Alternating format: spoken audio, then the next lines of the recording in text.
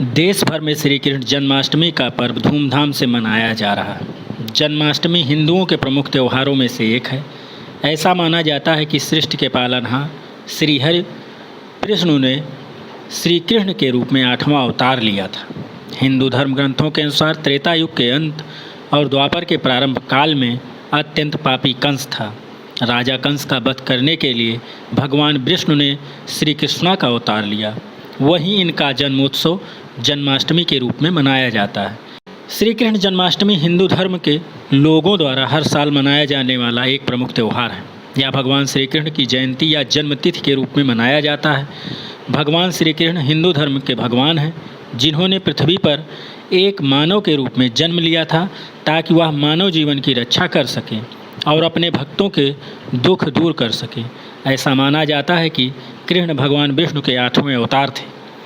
भगवान श्री कृष्ण के जन्म से लेकर पापियों पर उनकी जीत तक हमें कई तरह की सीख मिलती है। अपने भक्तों की रक्षा हेतु वे कई बार आगे आए।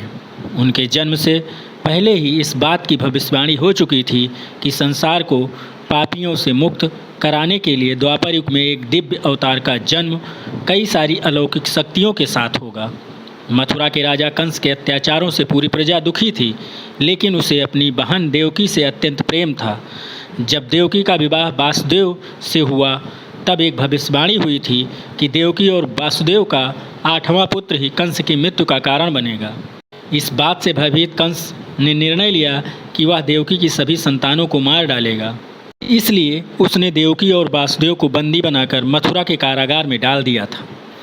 एक एक कर कंस देवकी के सभी संतानों को मारता गया, किंतु देवकी की 7वीं संतान बलराम को बड़े ही रहस्यमयी तरीके से रोहिणी के गर्भ में स्थानांतरण कर दिया गया।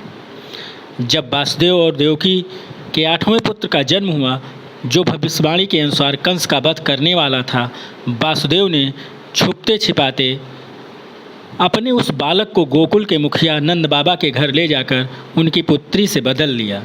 जब कंस को इस बात का पता चला कि देवकी की 8वीं संतान का जन्म हो चुका है, तो वह फौरन कारागार में पहुंचा और उस नवजात बच्ची को गोद में उठाकर फेंक दिया। जैसे ही कंस ने बच्ची को फेंका, वह अपने असली रूप में आ गई। वह और कोई नहीं बल्कि माँ दुर्गा थी, जिन्होंने श्री कृष्ण को सुरक्षित नंद के घर पहुँचाने के लिए ही जन्म लिया था। माता ने कंस को बताया कि उसका अंत करने वाला इस संसार में आ गया है और वह बिल्कुल सुरक्षित है। वहीं दूसरी ओर गोकुल में नंद और यशोदा के घर पुत्र के जन्म की खुशी में उत्सव मनाया जा रहा था। उस बालक को कृष्ण का नाम दिया गया और इनका जन्मोत्सव जन्माष्टमी के रूप में मनाया जाने लगा।